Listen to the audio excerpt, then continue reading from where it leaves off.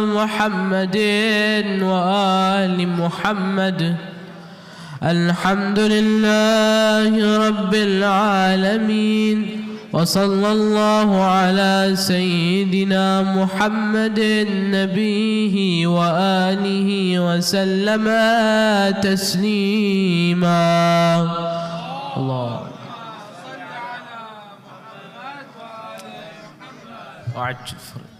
اللهم لك الحمد على ما جرى به قضاؤك في أوليائك الذين استخلصتهم لنفسك ودينك، إذ اخترت لهم جزيل ما عندك من النعيم المقيم الذي لا زوال له ولا اضمحلال، بعد أن شرطت عليهم الزهد في درجات هذه الدنيا الدنية وزخرفها وزبرجها، فشرطوا لك ذلك، وعلمت منهم الوفاء به فقبلتهم وقربتهم، وقدمت لهم الذكر العلي والثناء الجلي، وأهبطت عليهم ملائكتك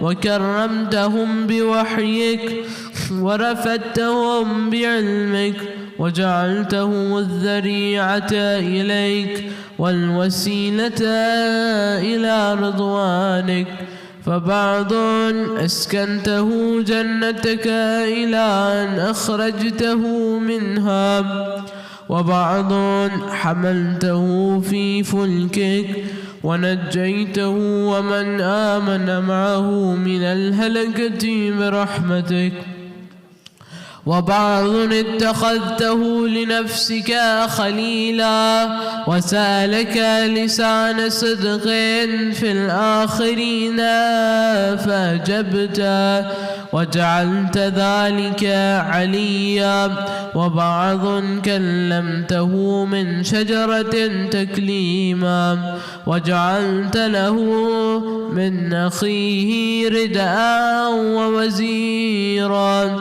وبعض أولدته من غير أب وآتيته البينات وأيدته بروح القدس، وكل شرعت له شريعة ونهجت له منهاجا، وتخيرت له أوصياء مستحفظا بعد مستحفظ من مدة إلى مدة، إقامة لدينك وحجة على عبادك، ولئلا يزول الحق عن مقره ويغلب الباطل على أهله، ولا يقول أحد لولا أرسلت إلينا رسولا منذرا، وأقمت لنا علما هاديا فنتبع آياتك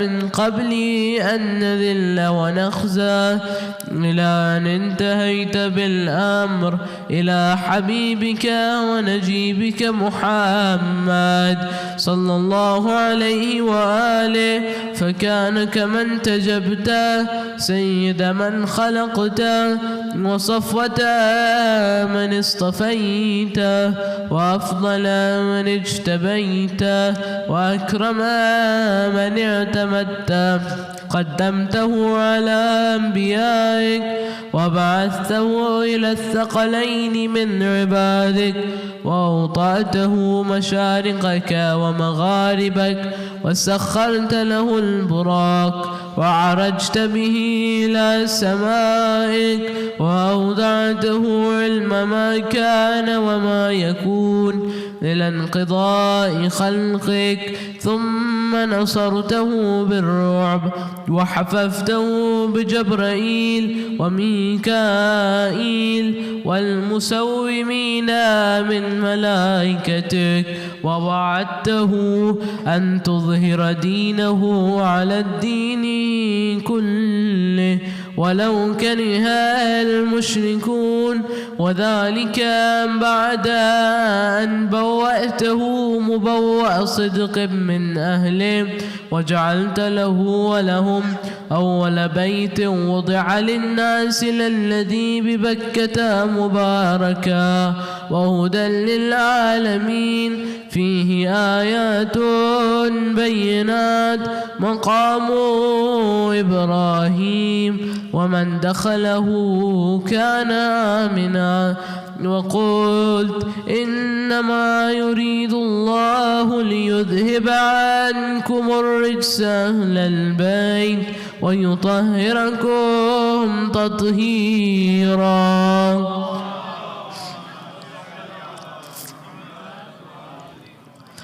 ثم جعلت أجر محمد صلواتك عليه وآله مودتهم في كتابك، فقلت قل لا يسألكم عليه أجرا إلا المودة في القربى، وقلت ما سألتكم من أجر فهو لكم، وقلت ما أسألكم عليه من أجر إلا من شاء أن يتخذ إلى ربه سبيلا، فكانوا هم السبيل إليك والمسلك إلى رضوانك. فلما انقضت أيامه أقام وليه علي بن أبي طالب صلواتك عليهما وآلهما هاديا، إذ كان هو المنذر ولكل قوم هاد، فقال والملأ أمامه من كنت مولاه فعلي مولاه، اللهم والي من والاه وعادي من عاداه، وانصر من نصره واخذل من خذله. وقال من كنت أنا نبيه فعلي أمير، وقال أنا وعلي من شجرة واحدة وسائر الناس من شجر شتى، وأحله محل هارون من موسى، فقال له أنت مني بمنزلة هارون من موسى، إلا أنه لا نبي بعدي. وزوجه ابنته سيدة نساء العالمين، وحل له من مسجده ما حل له، وسد الأبواب إلا بابا، ثم أودعه علمه وحكمته، فقال أنا مدينة العلم وعلي بابها، فمن أراد المدينة والحكمة فليأتها من بابها. ثم قال أنت أخي ووصي ووارثي، لحمك من لحمي ودمك من دمي، وسلمك سلمي وحربك حربي، والإيمان مخالة لحمك ودمك كما خالت لحمي ودمي، وأنت غدا على الحوض خليفتي، وأنت تقضي ديني وتنجز عداتي، وشيعتك على منابر من نور، مبيضة وجوههم حولي في الجنة وهم جيراني. صلوات.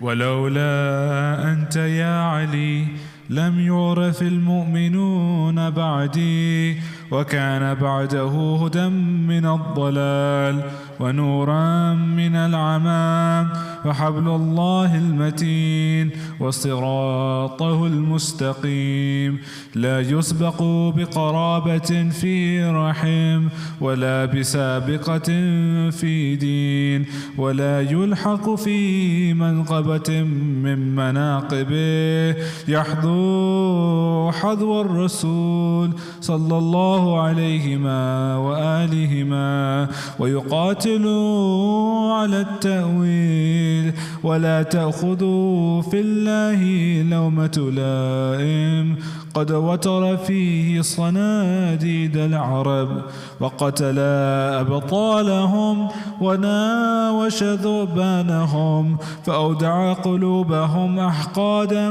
بدرية وخيبرية وحنينية وغيرهن فضبت على عداوته وكبت على منابذته حتى قتل الناكثين والقاسطين والمارقين ولما قضى نحبا وقتله أشقى الآخرين يتبع أشقى الأولين لم يمتثل أمر رسول الله صلى الله عليه وآله في الهادين بعد الهادين والأمة مصرة على مقته مجتمعة على قطيعة رحمه وإقصاء ولده إلا القليل ممن وفى لرعاية الحق فيهم فقتل من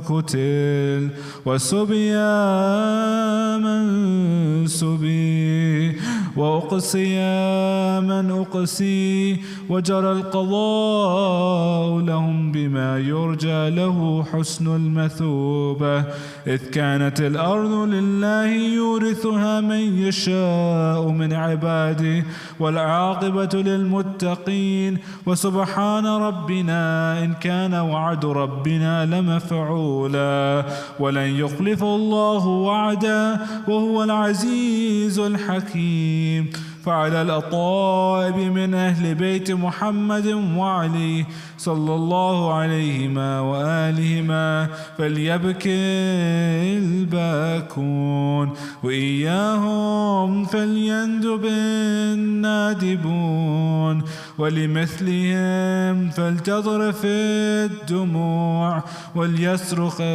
الصارخون ويضج الضاجون ويعج العاجون أين الحسن أين الحسين أين أبناء الحسين صالح بعد الصالح وصادق بعد الصادق أين السبيل بعد السبيل أين الخيرة بعد الخيرة أين الشموس الطالعة أين الأقمار المنيرة أين الأنجم الزاهرة أين أعلام الدين وقواعد العلم أين بقية الله التي لا تخلو من العترة الهادية أين المعد لقطع دابر الظلمة أين المنتظر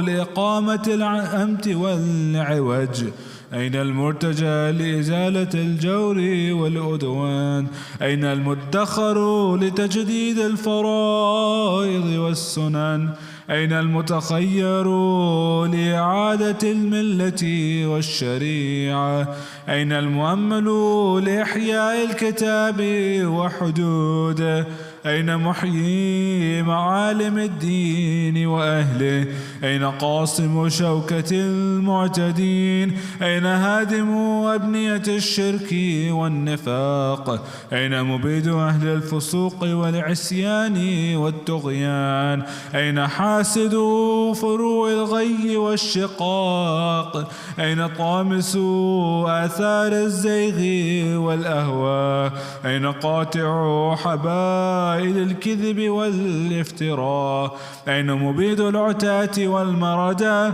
أين مستأسل أهل العناد والتضليل والإلحاد أين معز الأولياء ومضل الأعداء أين جامع الكلمة على التقوى أين باب الله الذي منه يؤتى أين وجه الله الذي إليه يتوجه الأولياء أين السبب المتصل بين الأرض والسماء؟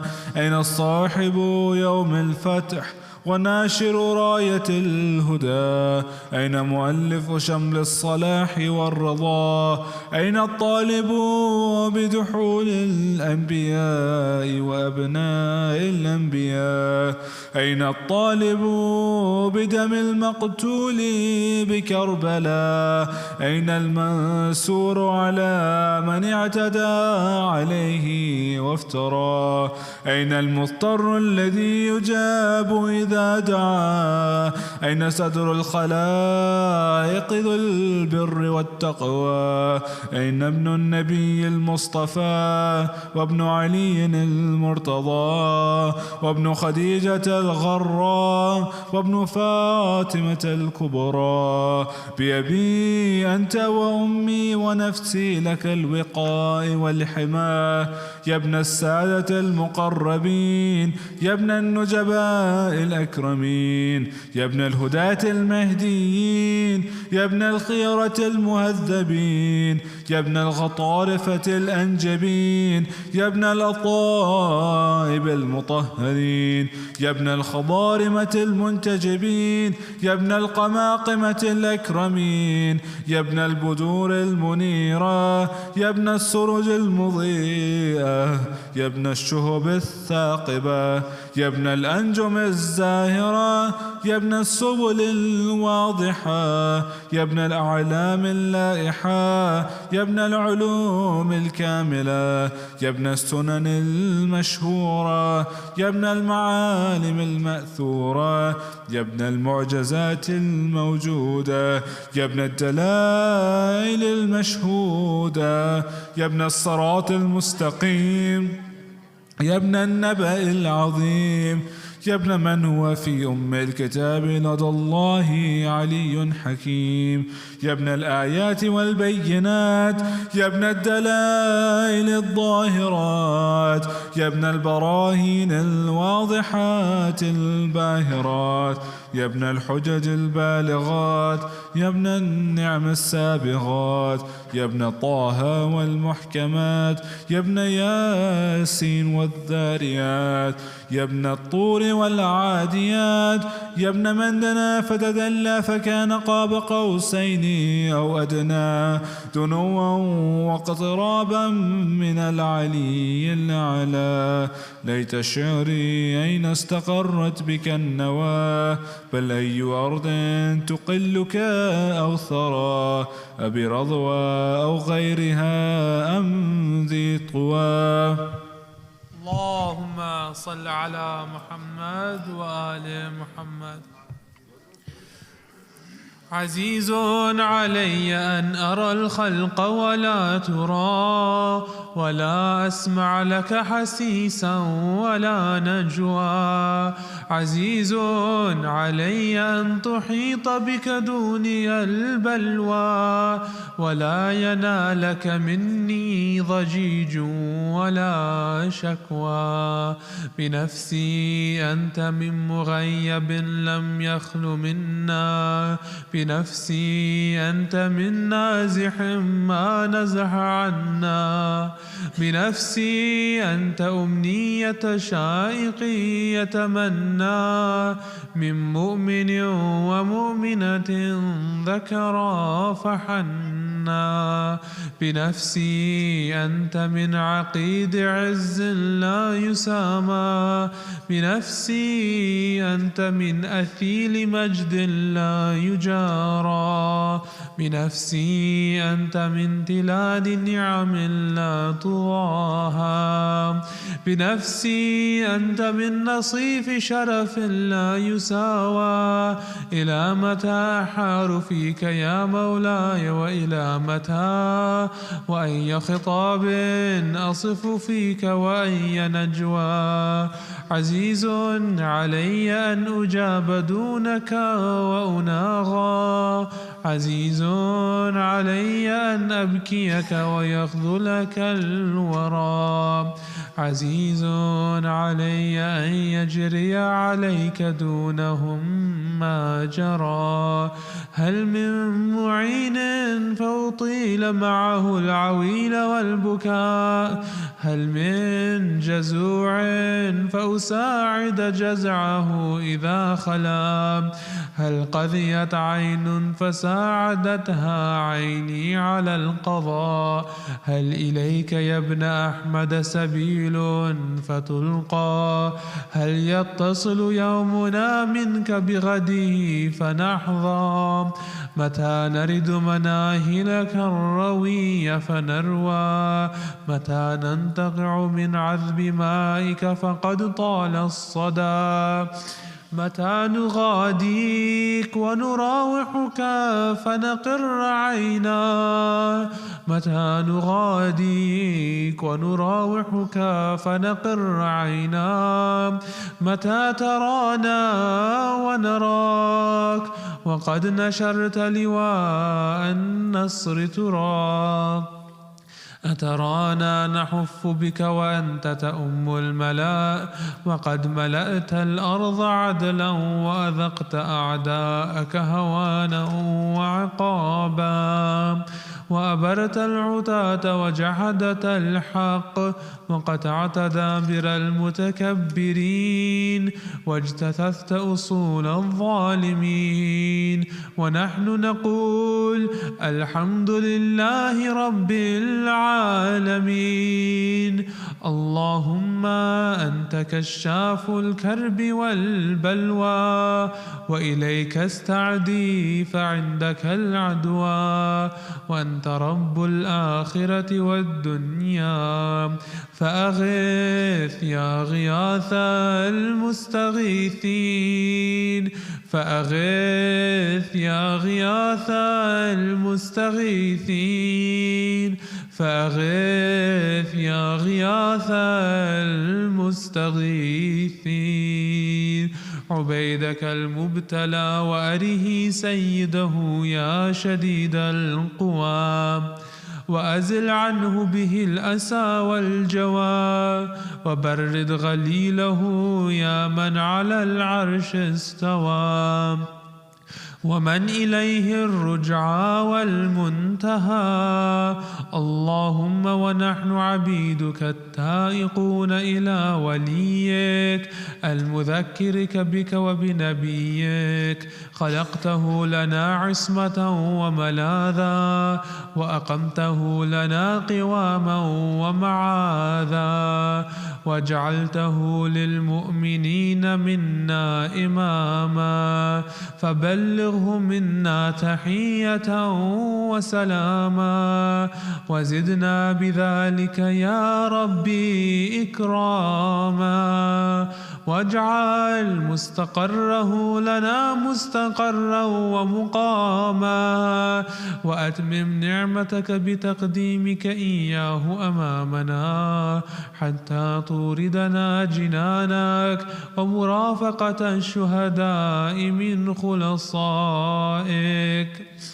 اللهم صل على محمد وآل محمد، وصل على محمد جده ورسولك السيد الأكبر، وعلى أبيه السيد الأصغر، وجدته الصديقة الكبرى فاطمة بنت محمد صلى الله عليه وآله، وعلى من اصطفيت من آبائه البررة، وعليه أفضل وأكمل وأتم وأدوم وأكثر وأوفر ما صليت على أحد من أصفيائك وخيرتك من خلقك، وصل عليه صلاة لا غاية لعددها ولا نهاية لمددها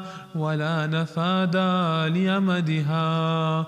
اللهم وأقم به الحق، وأدحض به الباطل، وأدل به أولياءك، وأذل به أعداءك، وصل اللهم بيننا وبينه وصلة تؤدي إلى مرافقة سلفه، واجعلنا ممن يأخذ بحجزتهم ويمكث في ظلهم، وأعنا على تأدية حقوقه إليه والاجتهاد في طاعته واجتناب معصيته، وامنن علينا برضاه، وهب لنا رأفته ورحمته ودعاءه وخيرا ما ننال به سعة من رحمتك وفوزا عندك، واجعل صلاتنا به مقبولة وذنوبنا به مغفورة ودعاءنا به مستجابا، واجعل أرزاقنا به مبسوطة وهمومنا به مكفية وحوائجنا به مقضية، وأقبل إلينا بوجهك الكريم، وأقبل إلينا بوجهك الكريم، واقبل تقربنا إليك، وانظر إلينا نظرة رحيمة نستكمل بها كرامة عندك، وانظر إلينا نظرة رحيمة نستكمل بها الكرامة عندك، ثم لا تصرفها عنا بجودك، واسقنا من حوض جده صلى الله عليه وآله بكأسه وبيده ريا رويا هنيئا سائغا لا ظأم بعده يا أرحم الراحمين.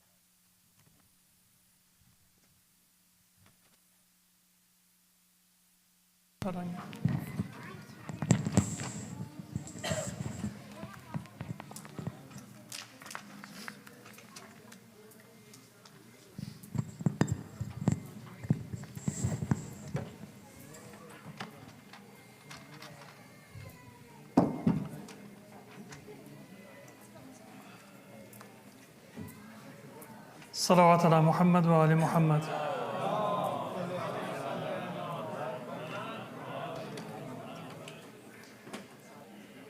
بسم الله الرحمن الرحيم. الحمد لله رب العالمين، والصلاة والسلام على سيدنا ونبينا أبي القاسم محمد. اللهم صل على محمد وآل محمد.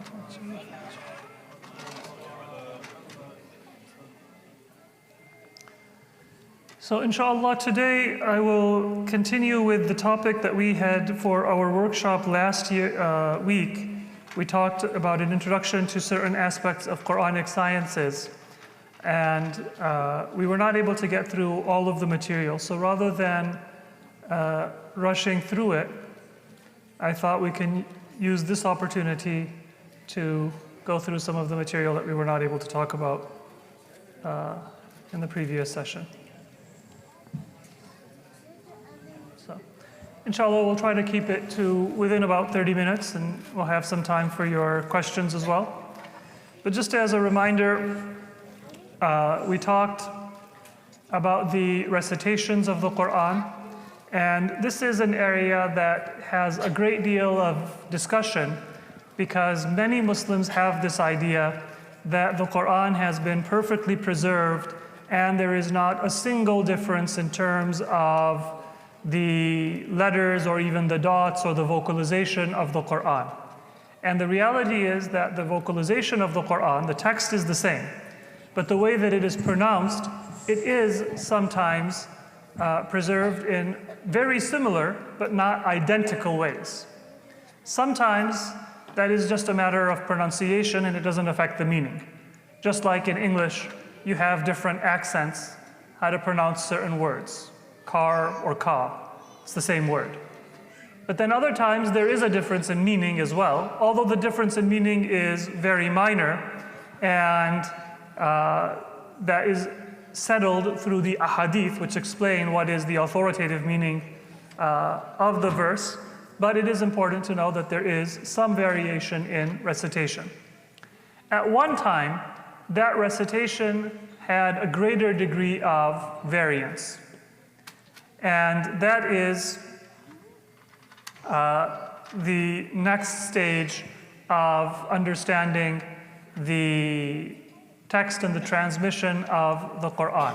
So this is usually discussed under the heading of tahrif, the preservation or the protection from alteration of the Quranic text.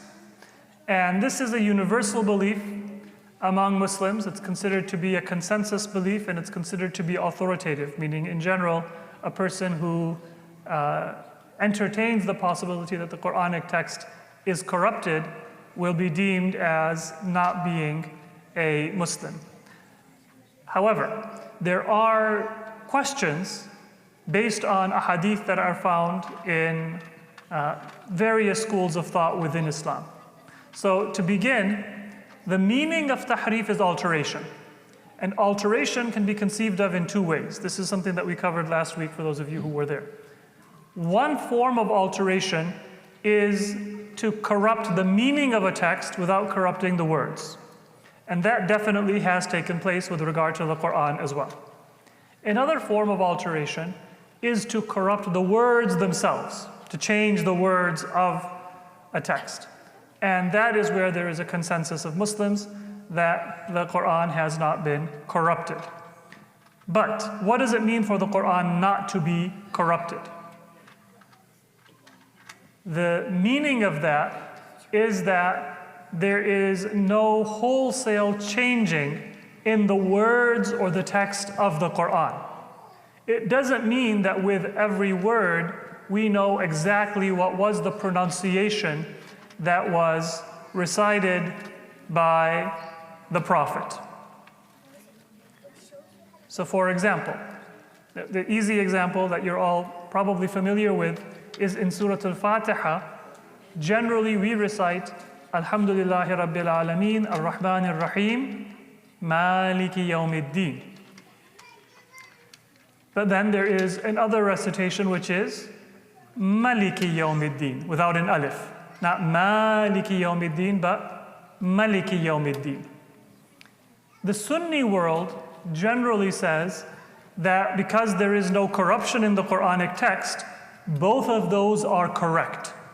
And the Prophet ﷺ recited it both ways, and he recited it both ways because that's what was taught by Jibreel, and that is correct. So both ways are revealed and are authentic and are officially Quran. Right? And then the other example in Surah As-Saffat, Salamun ala Yasin or Salamun ala Ali Yasin. Right? Both of them are found among those 7 types of recitation within the Uthmanic Quranic text. But Salamun ala Ali Yasin is different from Salamun ala Yasin. The dominant Sunni view is that the Prophet ﷺ would have recited it both ways. And Jibreel taught it both ways. And Allah revealed it both ways. So whichever way you recite, you are reciting Quran. But what the Imams taught is that the Quran was a single book. It was revealed by Jibreel to the Prophet in one manner, and it was recited by the Prophet in one manner, and then it was narrated in slightly different ways. So we don't believe that Salamun ala Yasin and Ali Yasin can both be right. We don't believe that Maliki Yawmiddin and Maliki Yawmiddin can both be right. From the Sunni perspective, they admit that there is divergence. They just define it as not being a problem. They say this is not tahrif because we say they're both revealed. But from a Shia perspective, we say Prophet Muhammad, he was revealing a single text, or he was receiving and then teaching a single text. It was meant to be recited one way, but the level of authenticity and care in preserving that text was sufficient not to change the text as it was written. It was not sufficient to prevent certainty about every vocalization. Does that make sense? So there is no tahrif in the sense that the skeletal text, or the consonantal text as it's called, that was not altered. But within that text, what is the proper vocalization? Our belief is that either Maliki Yawmiddin or Maliki Yawmiddin is going to have been the way the Prophet actually pronounced it.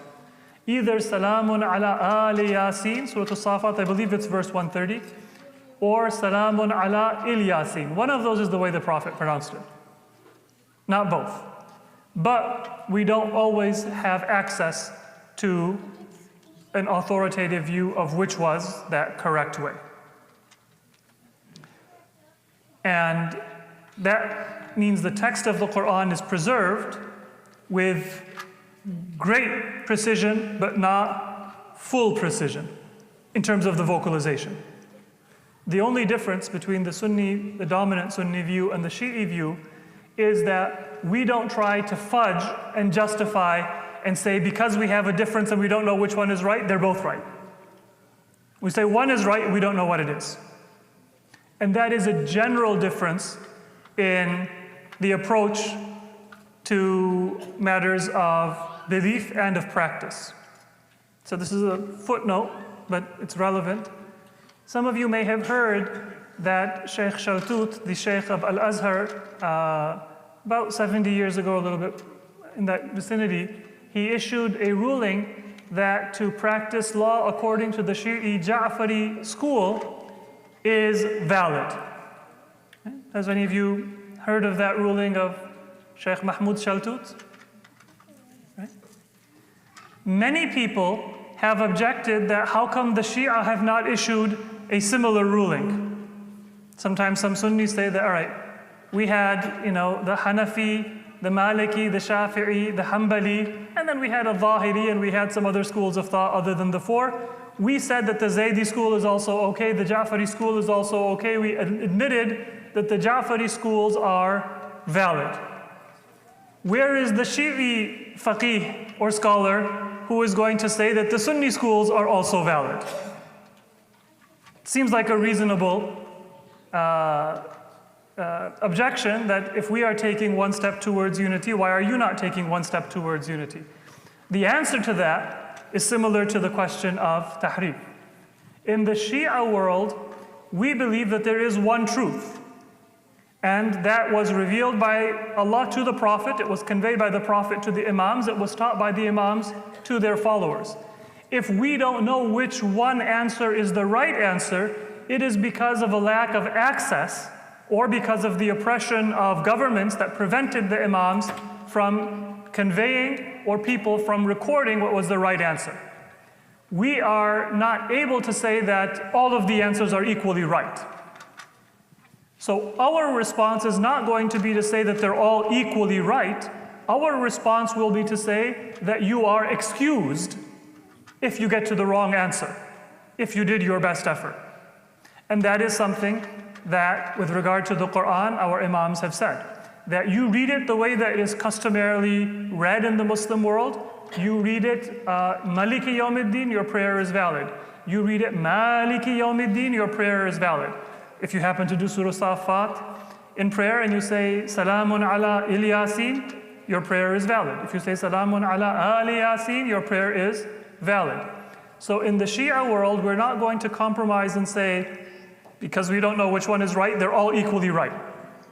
Instead, what we will say is that if you have made your best effort and you don't know which way is the right, then Allah will excuse the mistake. When it comes to schools of law, we in the Shia world do not say that the Hanbali and the Hanafi and the Maliki and the Shafi'i school are equally valid.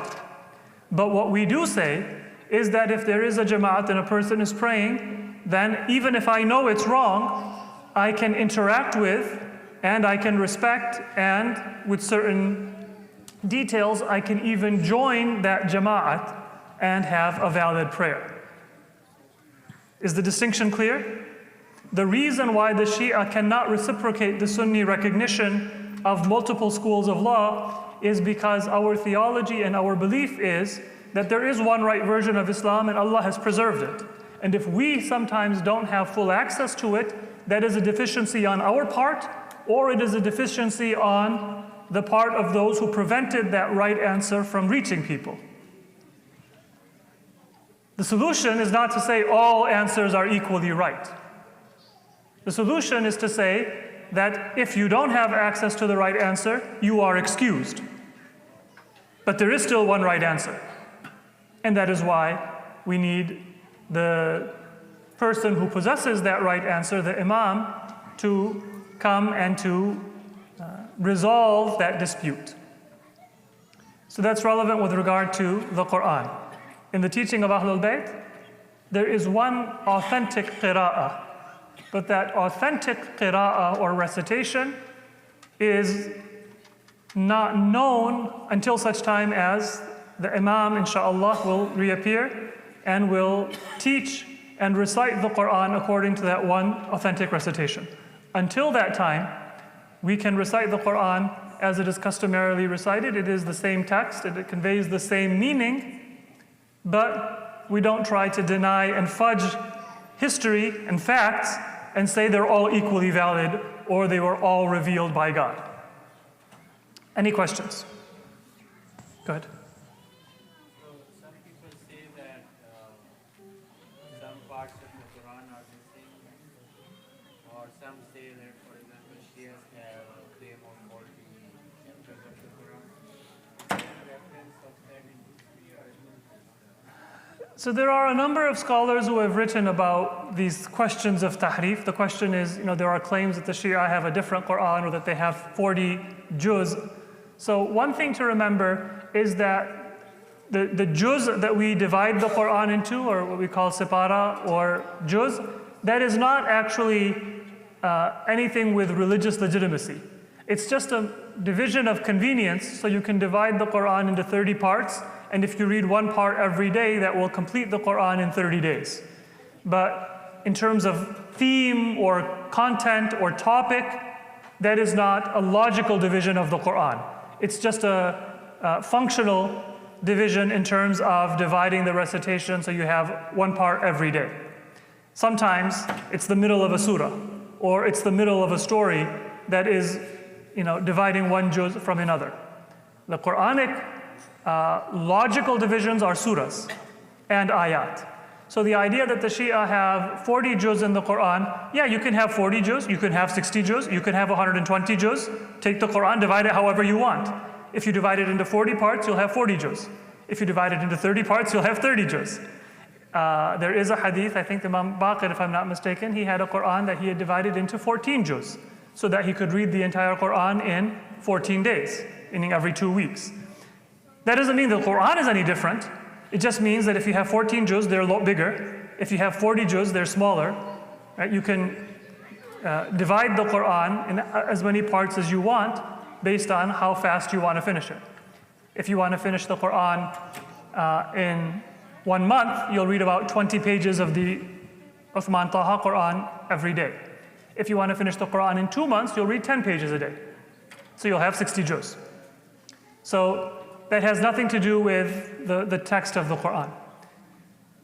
But what is the evidence that nothing was dropped from the Quran?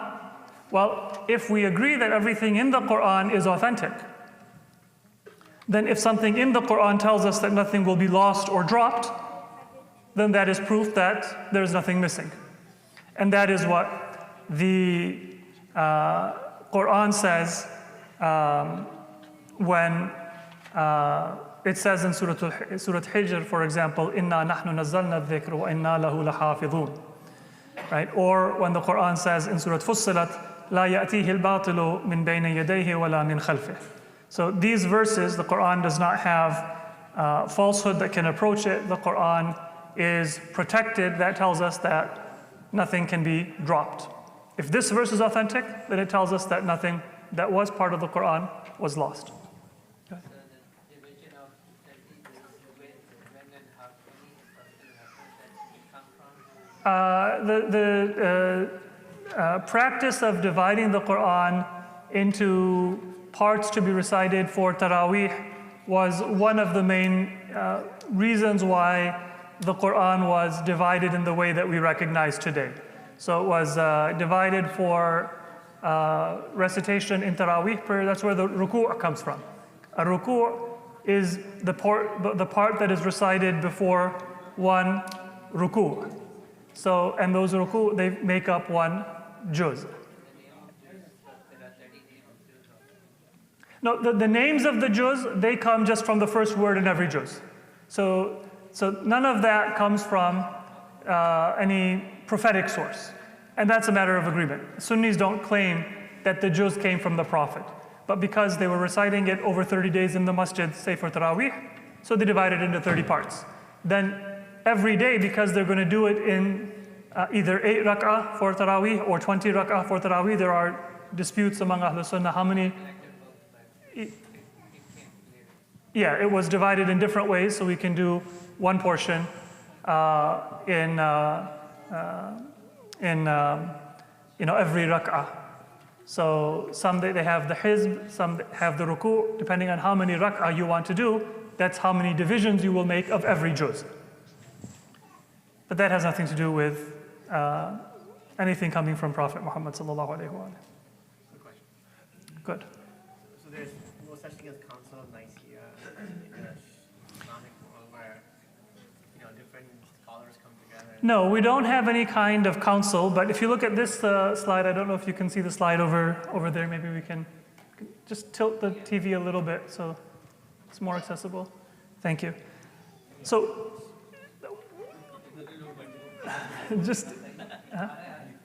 all right. So, if you come to that third section, it says the stages of collection. The Quran initially was memorized, and the Quran was initially written down, but very few people had a complete copy of the Quran, because paper did not exist in the Muslim world until the early Abbasid era. In the time of the quote-unquote rightly guided caliphs, al-Khulafa al-Rashidun, and in the time of the Umayyad caliphs, there was no paper. So writing materials were expensive. Parchment, which is basically leather, is thick and expensive. And then you had primitive writing materials like stone and bone and wood or papyrus. So those also were bulky and sometimes inconvenient. So you had primitive writing materials, you had battles, Bi'r Ma'una in the time of the Prophet, Yamama after the death of the Prophet during the apostasy wars or the Ridda wars, where many people who had memorized the Quran were killed in battle. And so there were worries that, is the Quran going to be accurately preserved? And then there was a rapid spread of Islam, and people who were either non-native speakers of Arabic or spoke different dialects of Arabic were learning the Quran, and you have numerous ahadith that companions came to the caliphs, the government, and said that, people are reciting the Quran in different ways. The famous narration is Hudhayfah ibn al-Yaman came to Caliph Uthman, and he had participated in the campaign that took place from Iraq in Azerbaijan, and that took place in Syria, the military battles in Syria. And so what he saw is that the people of Syria were reciting the Quran in a slightly different way than the people of Iraq were reciting. Somewhat because the main teacher of the people of Syria was Ubay ibn Ka'b, one of the prominent companions of the Prophet, and the main teacher of the people in Iraq was Abdullah ibn Mas'ud, another prominent companion of the Prophet. But then when they would get together in Salat, for example, somebody would say, Maliki Yawmiddin.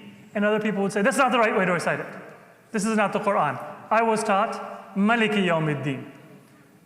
And so there would be disputes, and sometimes there would be conflicts among the Muslim.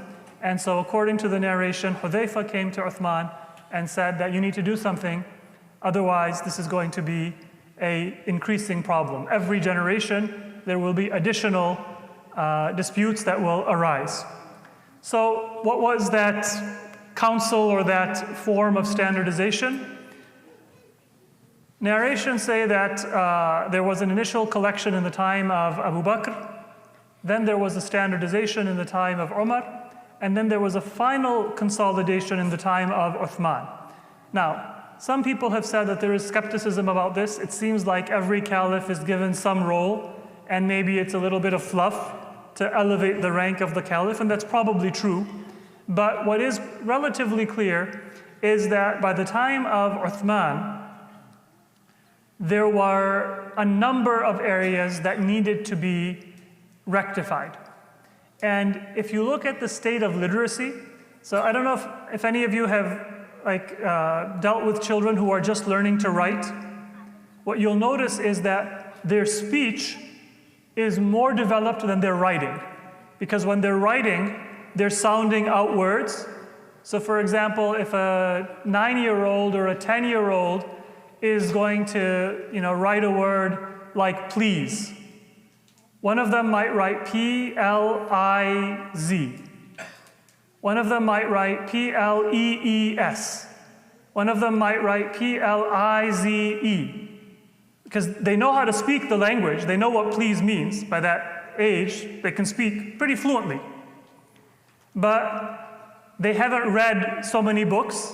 They don't know that there is a standardized spelling, which is P-L-E-A-S-E. They're sounding it out.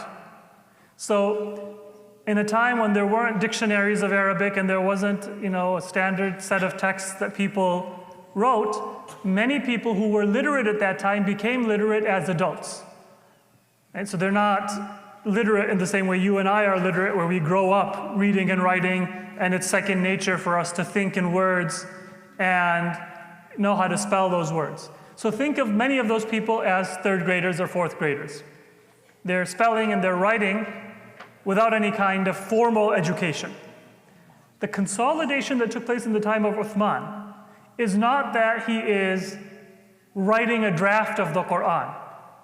Basically what it is that so many people were writing the Quran with their third grade level of education, second grade level of education, just to use that comparison. And so some people are writing alif, some people are not writing alif, some people are using shorthand. The spelling is all over the place. The spelling being all over the place does not mean that the text is ambiguous. Don't make that mistake. Just like if you are a third grade teacher and you get essays from your students and you see 10 different ways to spell, it doesn't mean that they're writing 10 different things. They all are writing whatever text you dictated. It's just that their skill level is not yet at a point where they can standardize their spelling. Does that make sense? So what Uthman was doing was consolidating the text, taking the text that was memorized and was recited and was known by consensus and by tawatur among Muslims. Tawatur meaning consecutive general narration. And he was standardizing the spelling.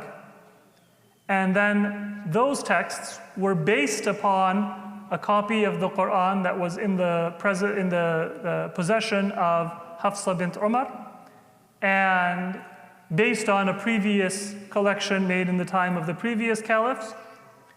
7 copies were made, sent to different major cities in the Islamic world, like Basra and Kufa and Dimashq. And then from those standards, other copies of the Quran were written and taught. The point, though, that you want to remember is that because the primary means of preservation of the text was oral, the differences in writing is basically a difference in how to record what is known to be right. It is not a process of editing and changing the text to be right. Another example I can give is that, let's say we all memorize Surah Al-Fatiha. Many people who memorize Surah Al-Fatiha do not read the Arabic alphabet. And so if they were to write Surah Al-Fatiha, some of them would write it with the Latin alphabet. Some of them they might be from a Spanish background, and the way they'll write it in the Latin alphabet will be according to the phonetics of Spanish. Some of them might be from an English-speaking background, and they will write it with the same letters, but using the phonetics of English.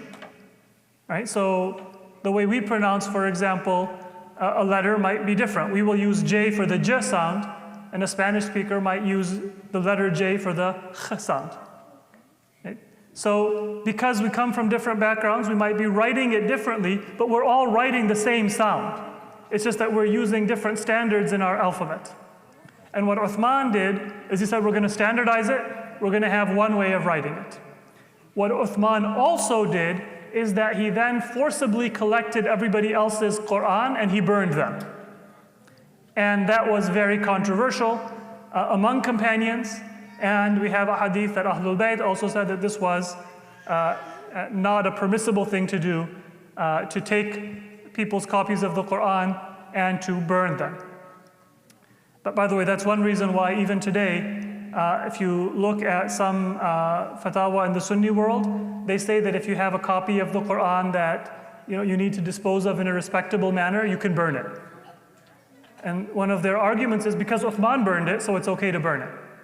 And the Shia, they say that if you have a copy of the Quran, you can bury it, you can dissolve it in water, but you cannot burn it. Because we don't consider the action of Uthman to be authoritative. The fact that he burned the copies of the Quran does not mean that that is a respectable way to deserve of, a copy of the Quran that is no longer legible. So that history still has an effect even today in Islamic law.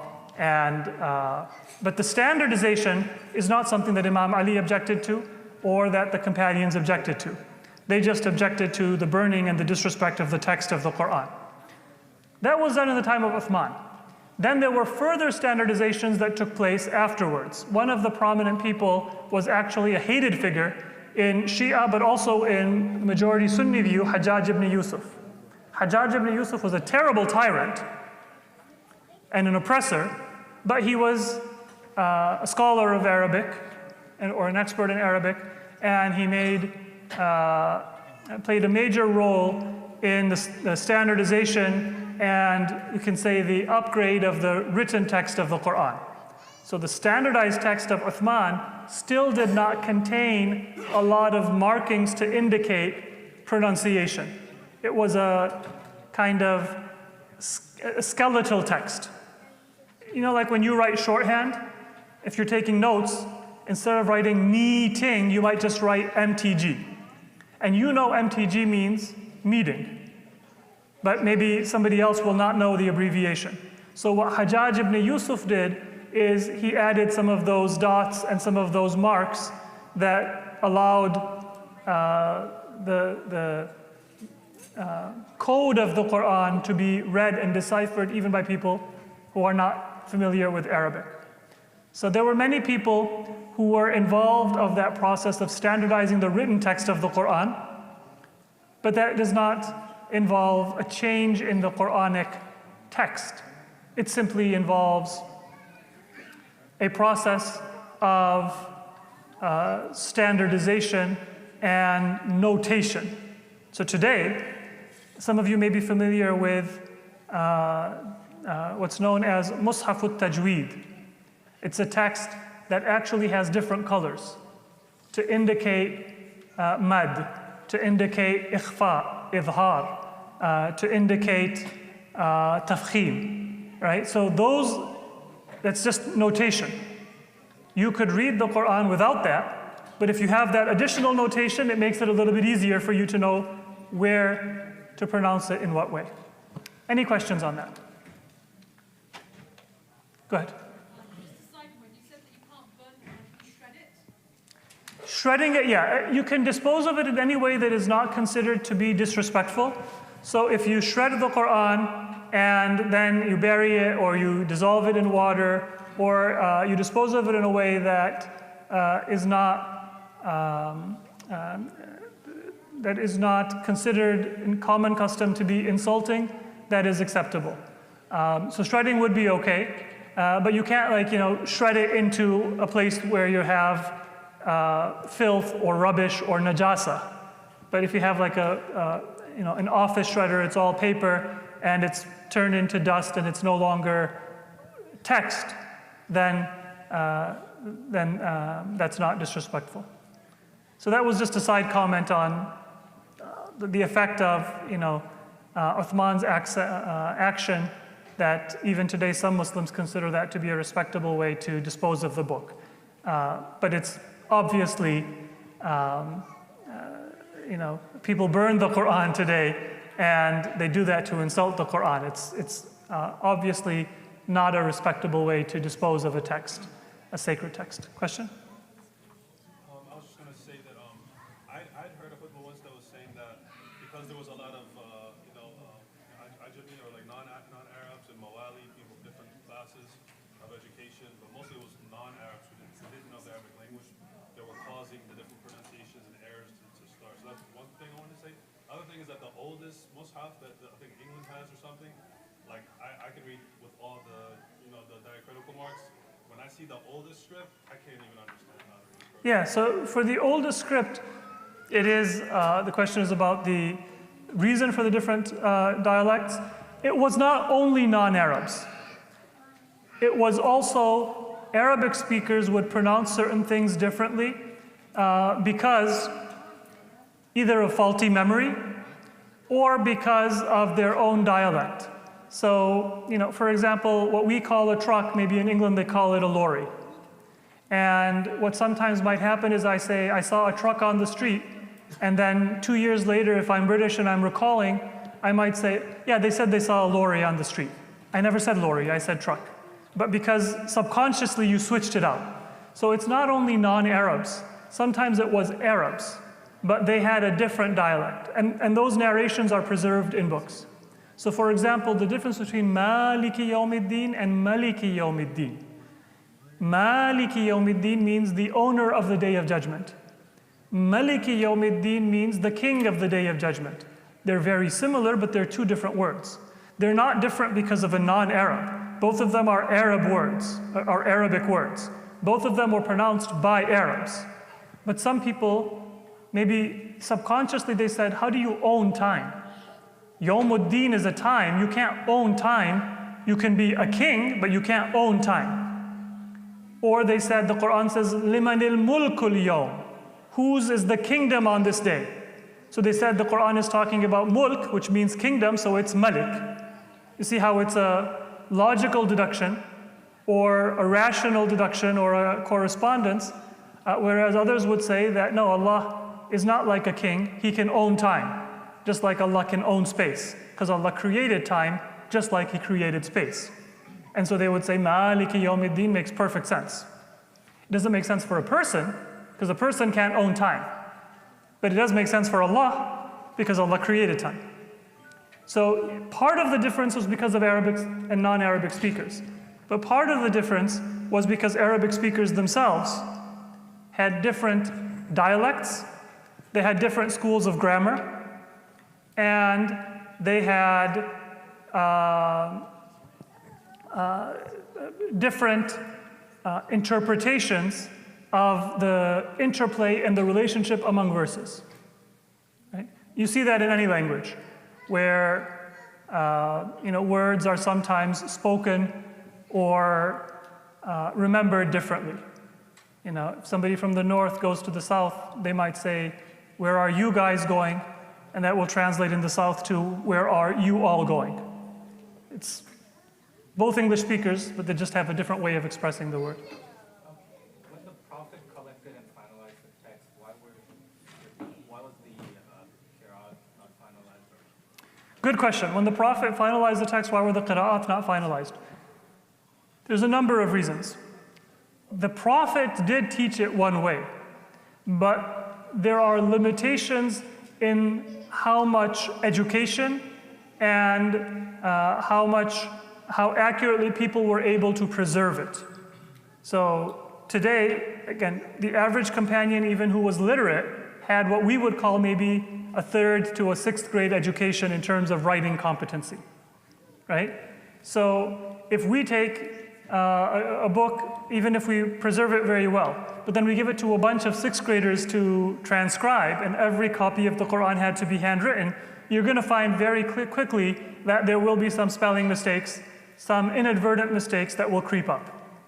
So the Prophet did not teach it with ambiguity, but the technology that people had of writing materials and the education level was such that they were not able to sufficiently preserve it. And then there's also a fault on the part of the governments that their focus was elsewhere. Otherwise, if they had devoted the proper attention and resources and methodology, then we would not have even this small level of divergence in recitation. What do I mean by that? The companions denied, or the government I should say, denied the role of Imam Ali. They denied Imam Ali the use of the collection of the Quran that he offered them in the time of the first caliph. So what were they left with? They were left with the caliphs who were not the best scholars of Quran. So Ubay ibn Ka'ab, Abdullah ibn Mas'ud, they were much more knowledgeable about the Quran than Abu Bakr and Umar were. And that's not something that is even disputed in history, right? History does not say that, for example, Umar was a hafiz of the Quran, but many other companions were. So given that they refused the one who had the authoritative copy, they couldn't say that anybody else is the authority, because that would undermine their own governmental legitimacy and prerogative, so they had to say one of the companions. So that introduces variety, rather than seeing variety and then saying, let's get to the right answer. They saw that variety and said, let's get to an answer. Not necessarily the right answer, but a convenient answer, a popular answer. And there was a deficiency on the part of technology and ability, but there was also a negligence on the part of the government. The right solution would have been to say, all right, if there's a divergence, find out who knows the right answer. That would have been Imam Ali. And then it would have been much more consistent. Final question. Yeah, just quick two things here. One about the Arabic version of the book. What I heard before this lecture was, I heard that Malali was, after Prophet Muhammad, he was the one who consolidated that book into a book form for the first time.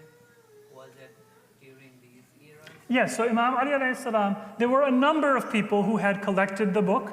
The difference is that Imam Ali's book was not just complete. Other people also had a complete collection of the Quran in memory, and they were hafiz, or even in writing. But Imam Ali's was consolidated with commentary and with chronology.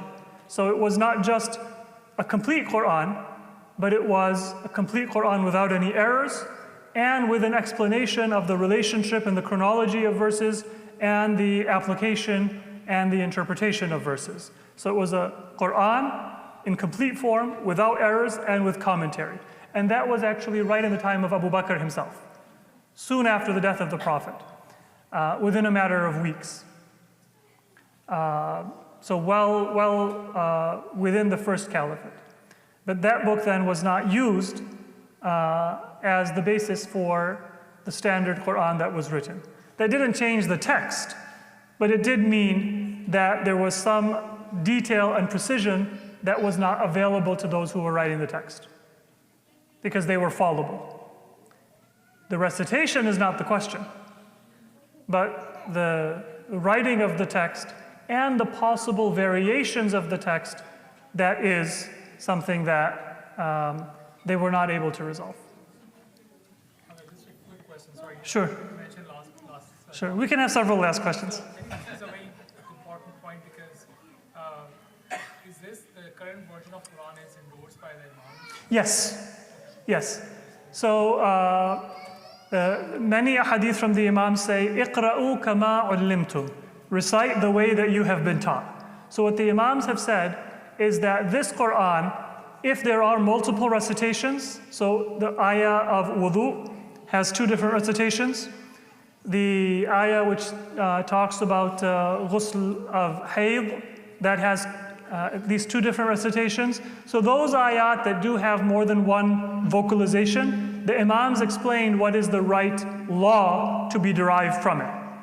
So the Imam said that recite it the way that you are taught, the way that it is customarily recited, and that is sufficient for you.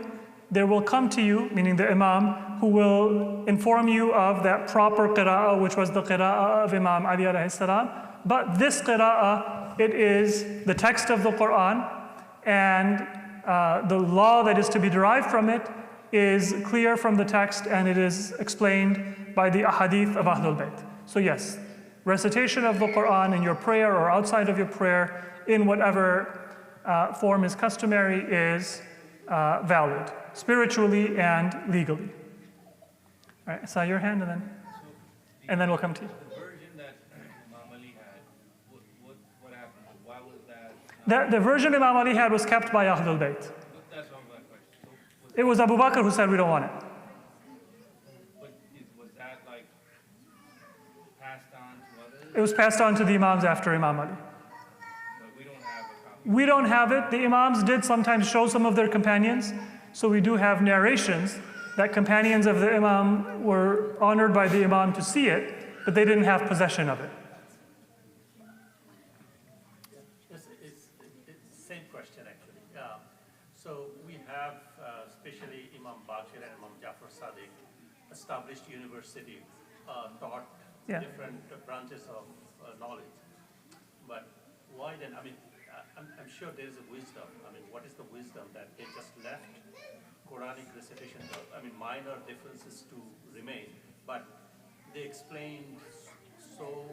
That's a so many. That's a very good question. Why did the Imams not resolve the difference? The issue is that that difference was something that was accepted by the Muslim mainstream. And the job of the Imams was to preserve authentic Islamic teachings within the mainstream. The job of the Imam was not to resolve every dispute. The Imams resolved those disputes that might lead to misguidance. Resolve those differences that might lead me to perform my prayer wrong, my wudu wrong, my fasting wrong. But when people pronounce words in the Quran slightly differently, if somebody says Maliki Yawmiddin or Maliki Yawmiddin, no Islamic theology is going to be damaged, no Islamic law is going to be damaged, no Islamic moral principle is going to be damaged, and therefore it is not required for the Imams to resolve that dispute. Does that make sense? The highest priority and the job of the Imam, and the reason why we have Ma'soom Imams, is to make sure people don't get misguided. But then if somebody says, you know what, I think Adam alayhi salam lived 6,000 years ago. Maybe they're wrong, but the Imam doesn't need to solve that problem. If somebody pronounces a word one way or another way, it's not obligatory on the Imam to correct that mistake. Yes, the Ma'soom Imam has access to that knowledge, and when Imam Mahdi comes, he will clarify it, but it was not a high priority item because it does not affect our guidance or misguidance. And now for real, the last question. I guess this is a clarifying question, but is this a myth or not? So what I've heard is that Quran was changed in its substance because it had certain groups that were there by the Imams, like for example about Imamah or Shi'ism, and that they were taken out as a That the, yeah. I just kind of want to understand when you say that the text wasn't changed at all. Are you saying that we don't have access to the real text? So has the substance of the Quran been changed? As I said last week, the strongest evidence we have that the text of the Quran was not changed is that there is a collective memory of the Muslims. Muslims very early disputed. You had the Shia of Ahlul Bayt, you had the Shia of Uthman, who later became the Shia of Muawiyah and Bani Umayyah and became Nasibi, some of them.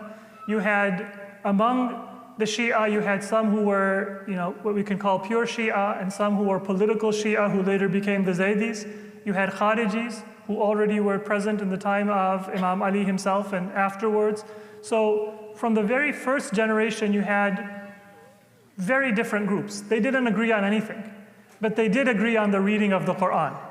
You don't have in history a separate Quran of the Shia of Ali and the Shia of Uthman and the Khawarij. So the fact that these different groups agreed on certain things is a very strong circumstantial evidence, conclusive evidence, that they had the shared text. Otherwise, their disputes would have been, no, you're reading it wrong. But you don't find in the debates of Imam Ali that he was saying, why are you hiding this verse? You see him saying, but does Allah not say this? So why are you denying the inheritance of the family of the Prophet when the Quran speaks about the inheritance of Prophet Sulaiman or the inheritance of Prophet Zakaria? Does that make sense? The fact that the Imams would argue with the existing Quran and even other schools of thought, nobody in Islam said, we have a different Quran, you're reading it wrong. That shows that they had a shared text. Otherwise, we would have seen evidence of that other text. We don't have evidence of that other text in the earliest sources. So inshallah, we will conclude now. I will be here for a few more minutes if anybody has any questions. The reason I brought this up, some people sometimes say, hey, why not just, let it be? If Muslims think not a single dot has changed, not a single alif has changed, just let it be. The reason why you don't want to let it be is because people do get introduced to sometimes Christian missionaries or sometimes academic scholars. They will say, hey, you didn't know this. And then some Muslims, their faith gets shaken. They go from Sunday school to college and they take a class on Islam, and then they think that my Sunday school teacher was hiding something from me.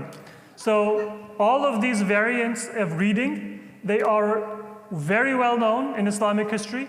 They are treated in every book of tafsir, Sunni and Shia. It's not hidden. It is something that Muslims have acknowledged, Muslims have discussed. Even today, when you learn the Quran, then you can get an ijazah in one qira'ah or another qira'ah. So this is a very slight variation in reading, but it is something that the Islamic tradition and scholarship, tafsir, the science of teaching the Quran has always known, has always acknowledged, and it's something that Muslims should be familiar with, so that you don't have a false impression and then your faith gets shaken when you find out that your false impression was an incomplete picture of the text of the Quran. The bottom line is that we do have sources of the Quran that are preserved in manuscript form that are datable to within the time of the Prophet himself, or within one generation from the time of the Prophet. And the text, as it is written, is the same as the text that we have today. So the text of the Quran has been preserved authentically. The variation is in some forms of pronunciation. That is a matter of agreement between Sunni and Shia. The only difference is, how do we understand that variance? The Sunni understanding is, every way you read it, God revealed it 7 different ways. The Shia understanding is, no, God revealed it one way, but there are variant readings that crept up because people were not able to fully preserve that one way with 100% accuracy. But it is the same text. So with that, we will conclude, inshallah. Wassalamu alaikum wa rahmatullahi wa barakatuh. Allahumma salli ala Muhammad wa ali Muhammad. Inshallah, in one of our future sessions, we will try to just wrap up the discussion of the Quran. So there are a few more